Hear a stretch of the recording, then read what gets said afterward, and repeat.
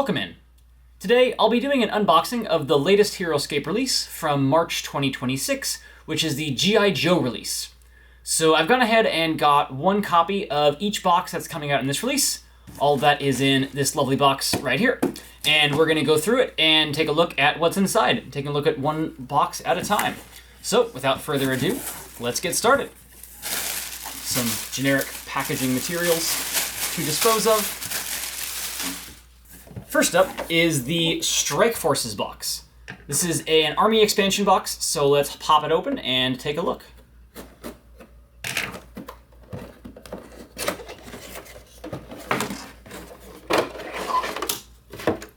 So inside we've got 6 minis here.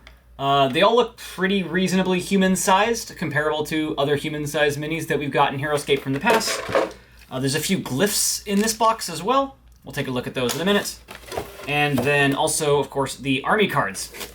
So let's take a look first at the army cards, just to see which figures are in this box.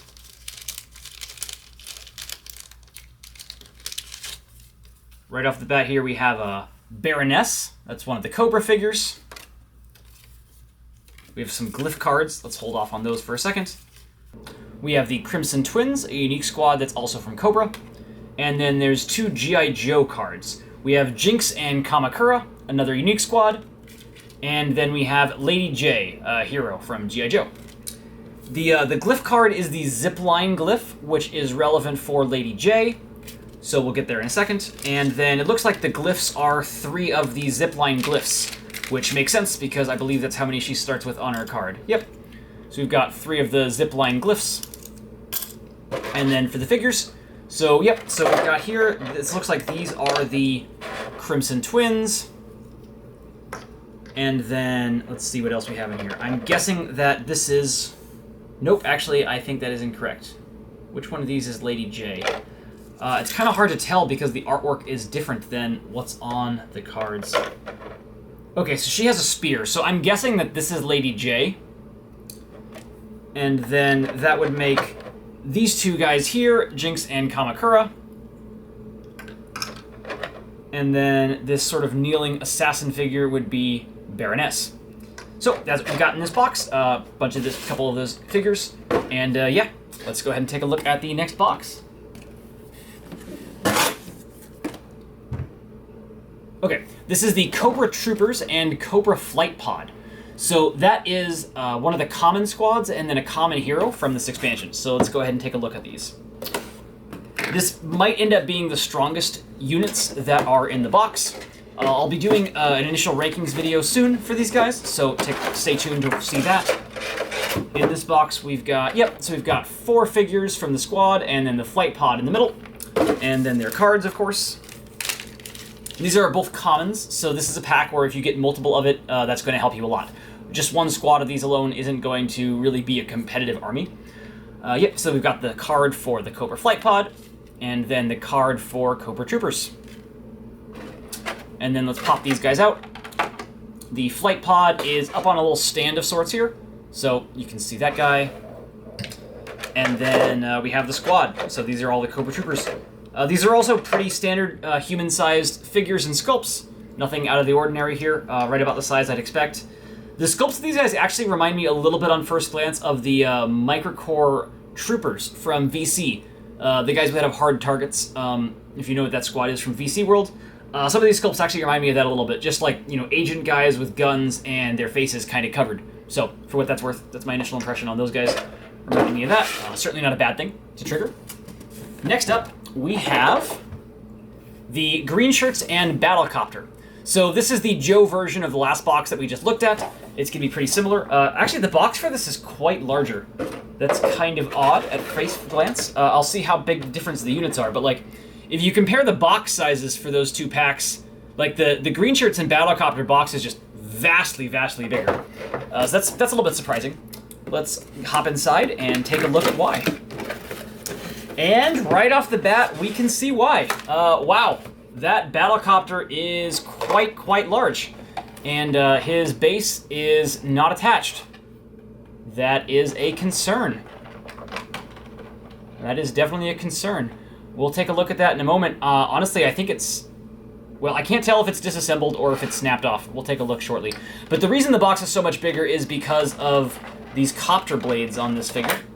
So he's got these sort of whirly bird copters on the top of him, which just makes the unit much wider than the battle copter that we were seeing. Now let's see if this reattaches or if it's just totally broken off. I believe it's just broken. That's quite unfortunate. I imagine it could glue back together. I'll try to show you a close-up later, but yeah, I'm pretty sure this is just broken out of the box. That's very unfortunate. I will be following up on that, and we'll see what we find out. I'll take a look at the cards next, though. So we have from this one, the Greenshirts. Of course, this is the Greenshirts card. And then the Battlecopter card. So again, these are common units just like the last box. So multiples of them are going to be helpful in terms of making the ideal version of an army. Also just pretty standard human-sized figures here for the Greenshirts. Let's go ahead and put these guys aside for now. And yeah, I'll have to check later and see on this broken Battlecopter because I can't imagine that that's correct. The other one is very attached, and this one is very not attached. So that's a little bit unfortunate. For the next box that we're going to take a look at here, we have Serpentor, or Serpentor, depending on how you pronounce that. This is the promo figure from this wave. If I can get into the box. This is a unique hero from the Cobra faction. Let's take a look here, and yep, so he's already just come out of his little plastic there. This is the figure for Serpentor. Honestly, this figure looks pretty dope. Little snake hat head thingy, snake staff, sword. I'm digging the mini for this guy. This is probably my favorite mini so far that I've looked at from this box set. And then, of course, we have his card as well.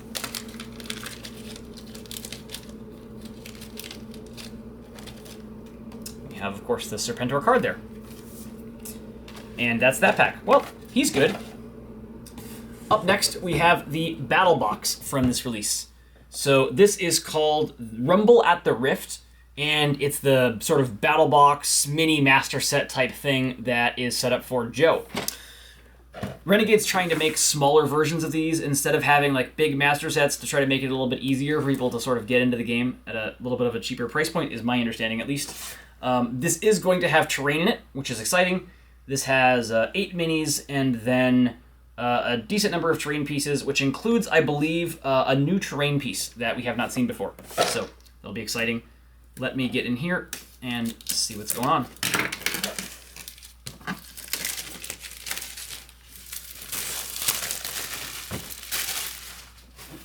Alrighty, so this one was actually wrapped in some full wrapping. The other boxes were not. And then this guy's got a more master set-y feel already, just in terms of the way it's packaged. Yep, okay, so these are the new tiles. I'm actually going to take a look at the new tiles here first, because that's probably the most exciting thing in this box. This looks like the old concrete tiles that we had. So a chunk of those coming out of this box here. Looks like 7 hexes and then 3 hexes. I'm guessing there's some more underneath. We'll find out shortly.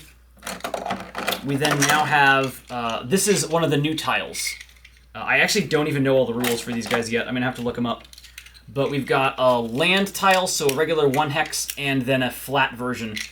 They look pretty cool. I think I like the 1 hex tiles a little bit better than the 0 hex tiles. The 0 hex tiles are sort of this singular color thing. The land hex tiles are like this black on top of the lighter green. I think these guys look pretty awesome. And then we've also got some other terrain in this pack here. We have these, I assume these are going to be a line of sight blocker of some variety. Bring the rest of the terrain out of the way. There's also some shadow tiles in here, or they look like shadow tiles at least. I'm not actually sure. Let's take a look at the rule set here in a minute to see what those tiles are for. And then in terms of the miniatures, quite a few here. I'll go through the names with the cards in a minute, but quite a few minis coming out of this box. Just gonna pop these guys out for now and see what we've got. Last of the minis. Then underneath that plastic, yep, that's where everything else lives. Some more terrain. Actually, just the large terrain. So this set doesn't look like it actually has any of the smaller terrain tiles in it. This one has 2 of what I assume are the asphalt tiles, paralleled to what we had from the original Marvel set. So cool to get these in 24 hexes, certainly. And then we've got the rulebook and contents and such. Rulebook and then something else.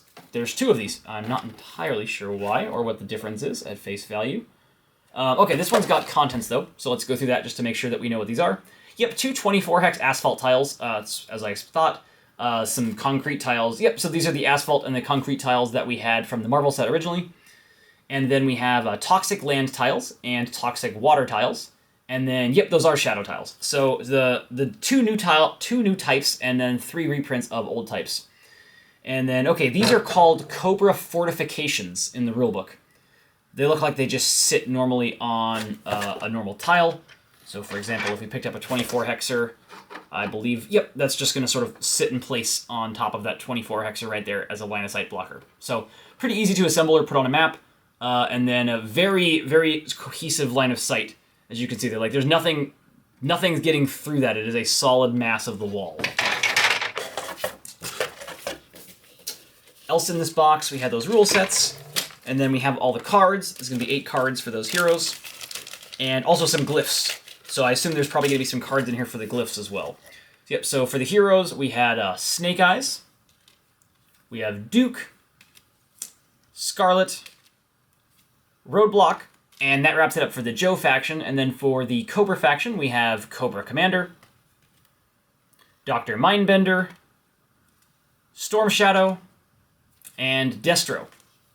And we've got a few other cards in here. And yep, these are all the glyph cards. So we have the Nanite Shielding Tech Glyph. We have the Jump Pack Tech Glyph. And we have the Nanotoxin Coating Tech Glyph.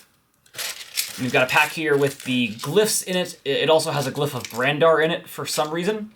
Glyph of Brandar is the super generic, make this glyph whatever you want it to be for your scenario.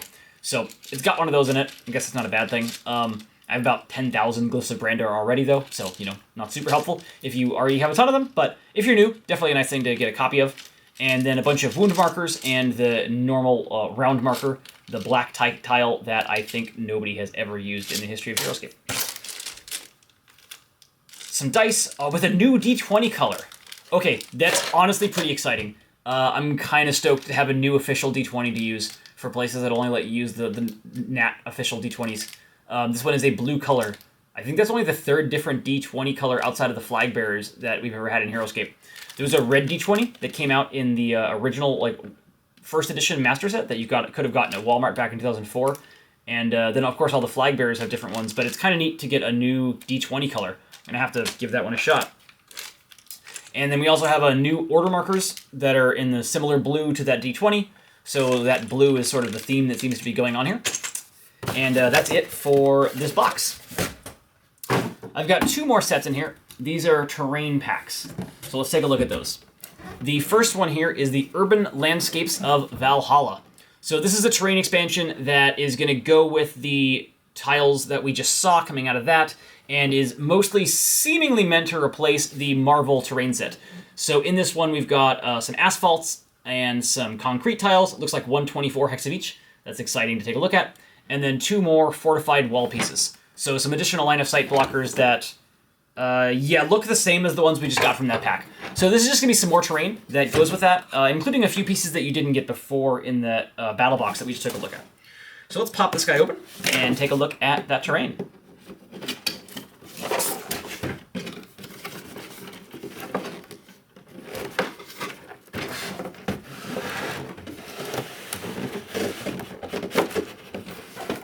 Kind of a snug fit for this one, but we got in there. Yep, so first off the bat, these are the exact same line of sight blockers that we had in the battle box just before, so a few more of those. Have a bunch more of the tiles, of course, as this is a terrain expansion. So this has got the 7 hex, 3 hex, 2 hex, and 1 hex tiles of concrete and asphalt. Go ahead and find somewhere to set this aside. My table is filling up quickly. Good thing, for sure. Some picture. Guess it looks kind of cool. I have no idea what the purpose of it is, but, you know, it's there. It's free, I suppose. And then at the bottom, we have the two 24 hex tiles, one of each. It's interesting. Because it's one of each, we're either going to see a lot of asymmetric maps that use this set, or we're going to see a lot of maps that use 2x of this as the expansion. So like one master set and then 2x of this new terrain set.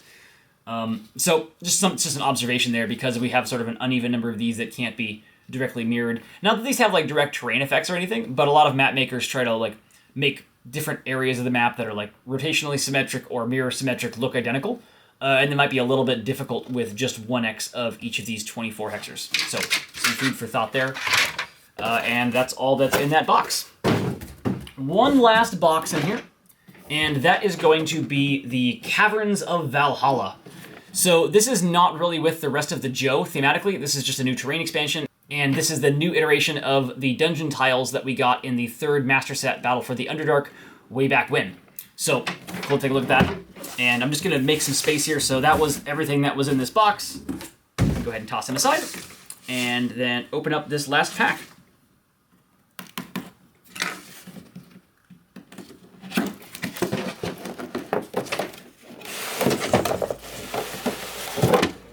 Alrighty. Yeah, pretty similar to the other pack we saw. We've got a little plastic insert here that's holding all the tiles. If you're experienced around Heroscape, you know what all these things do. These are the same terrain tiles that we had in the Battle for the Underdark Master set. Looks like we've got one 3-hex blocker here, and then the 1-hexers. Something looks different, though, about these guys. They don't look quite the same. I'm not entirely sure how to describe that. I'll have to pop one of mine out of my terrain behind and take a look, because something is different about these.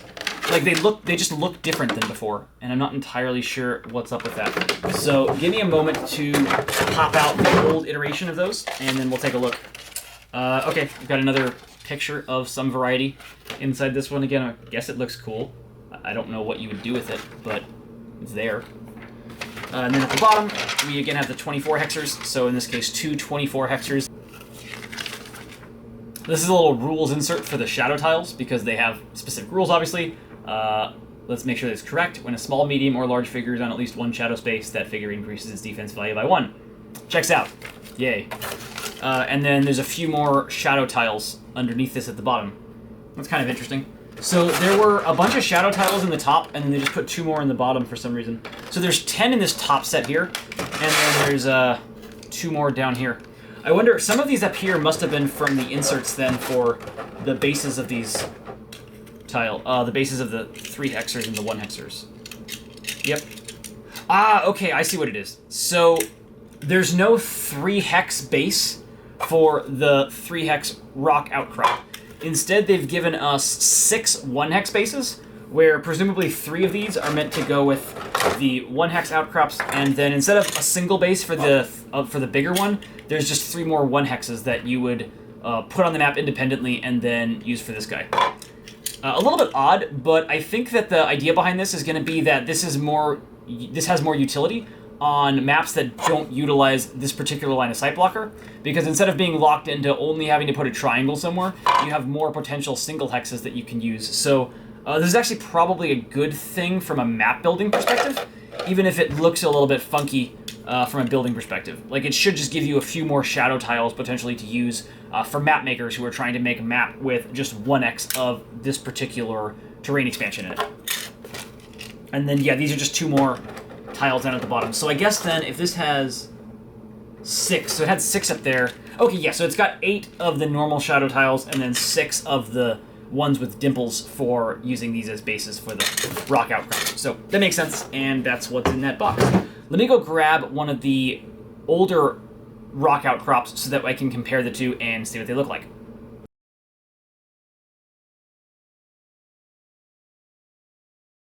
Got it. Alrighty. So this is the old one, and then this is the new one. Just trying to see. There is clearly like a visual difference between the two.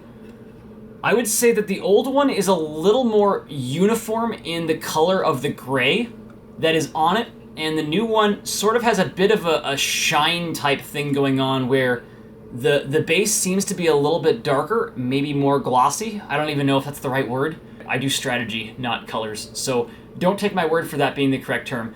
But the old one seems to be a very uniform sort of gray color, and the new one seems to have some sort of a gradient where it's darker at the bottom and then lighter at the top.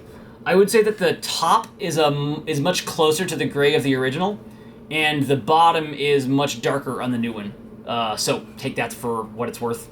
I assume that the rest of this is going to fit together, but let's just take a look at that. So let's build a little triangle with the 1 hexes out here. And let's see, so we've got the new tile sitting on it.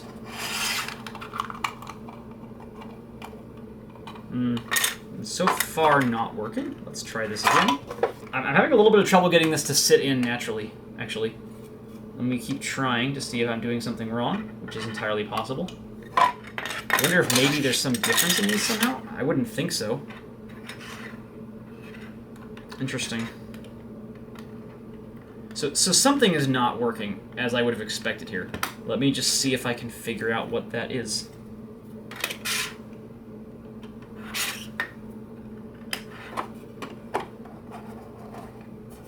That one almost fit. I got 2 of the 3 in.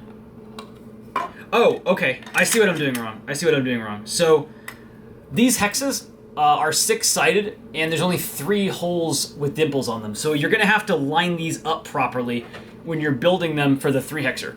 So for the 1 hexes, it doesn't matter a ton because you just sort of rotate the tile around it until it locks in and then sits in place. But for the new guy with the 3 hexers, you're going to have to do a bit more configuring to make sure that they line up properly. So that's going to be, it looks like the dots on the outside of the triangle, I think is going to be how that is going to be designed to work. So yeah, no dots on the inside, and then 3 dots on the outside, and yep, bingo. That's what I was doing wrong. So this new design does mean that you're going to have to be a little bit more careful with how you arrange the specific 1-hex tiles on the map in terms of like the rotation of them in the 6-sided direction, if you're planning on putting the 3-hexer on top of it. So just keep that in mind. If you're having trouble fitting it on a map, go ahead and take a look at the underlying tiles to make sure that they are in this pattern, and that should be a good step to make sure. Now let's try to fit one of the old bases on this just to make sure that it is cross-compatible, which of course we would want it to be. And, okay, so actually, first observation off the bat, the dots on the new one are in a different place than the dots on the old one. I'm not sure why they did that. The dots on the new one are on the outside corners, so we have little dimples here, here, and here, as it were. Whereas on the old one, the 3 dimples are all on the inside. So let me try aligning this guy differently to where we do have all the dimples on... How would I do this? Trying to think about this. This actually might not be possible. Yeah, I don't think this is possible. So if I line up that in a hole there, there is no way to make it fit. That's kind of sad. Someone, if I'm wrong about that, please correct me in the comments, but I don't believe you can fit the old triangle bases on the new 1-hex bottoms. That's a little bit unfortunate. So that means that if you're storing these in your collection, you're going to want to store the 1-hex tile. Basically, you're going to want to separate all of the new tiles and the old tiles, even though they're the same type, essentially. Because the old 3 hexes is going to only work with the old 3-hex base, and the new 3 hexes are going to only work with the new 3 1-hex bases. Not going to lie, that's kind of sad. One of the nice things about Heroscape is being able to mix the old stuff with the new stuff. So if you have to keep them stored completely differently, that's a little bit of a shame. Yeah. Guess that is what it is, but that does appear to be my observation based on what I'm looking at and how these guys would lock in. Because I don't see a way to lock the old guy onto the new 1-hex tiles. And then, of course, because these bases are in a different spot, there would be no way to lock the new one onto the old one as well, because, again, it's just got the little inserts at a different point. So, yeah. Overall, excited to have the new stuff. Looking forward to getting to use it. A lot of this is super cool. I'd say in terms of the minis that I was unboxing, Serpentor is almost certainly my favorite miniature himself. In terms of the figures themselves, I think that some of the heroes are going to be a lot of fun. I've used the Crimson Twins already in an army for one of the online OHS tournaments. They were a lot of fun. They pair really well with the old stuff as well as the new stuff. And then in terms of the actual units in this box, like their strength at a competitive level, I think we're going to see the Cobra Troopers be the strongest thing in this box, at least with standard pricing. Them with a couple of the heroes, and then some of the old units like Raylan, because Raylan goes well with pretty much everything. So there's some of the highlights. Some new terrain. Definitely looking forward to using the new terrain out. I really like the 1 hex of the new terrain here. Just like the visuals of it. I think it pops really nicely, and I think this is going to look super good on the map. In terms of the other new terrain, kind of sad that these are not cross-compatible with the old 3 hexes and the new 3 hexes. Just seems like an oversight that could have been avoided, frankly. And then biggest disappointment for me is that one of my new figures is broken out of the box. That's really quite a shame. These boxes are quite expensive, and having a figure just be broken off of his stand is a pretty disappointing thing to see when you pop out of the box. I think that the box that this came in with the Greenshirts and the Battle Copter was probably around 70 bucks, 65, 70, 75 in that ballpark, and for that price point, having one of the 5 miniatures or one of the 2 cards in the box be broken and need to be glued back in place is frankly kind of disappointing. So not sure whether that was a shipping thing or a quality control issue with how it got put in the box, but either way, hopefully yours don't end up broken. I guess that's best I can say. If yours aren't broken, I guess PSA that maybe these are a little bit weaker than some of the others with the way they attach to these stands. Just because it's hard to imagine that a lot of force got applied with the way these were packaged. They were packaged pretty well in there. So again, not sure like when or where this got broken, but that it certainly does appear to be broken. Unless someone can tell me that this is supposed to be misaligned like that, but I don't see how. Yeah, probably going to be the low light of the pack. And yeah, that's what we've got. We've got all of the new G.I. Joe stuff out here. Looking forward to using those units. And then a lot of terrain, some old, some new. Also, the new D20. Surprisingly excited to get to use a new color of the D20. For some reason, using the non-standard black ones has just always been fun for me in a tournament. Don't know why. One of the random sort of color things that does actually appeal to me. So, neat to have. So yeah, that is the G.I. Joe expansion from March 2026. If you end up getting a hold of any of these, hope that they're a fun addition to your Heroscape collection. And I will see y'all around.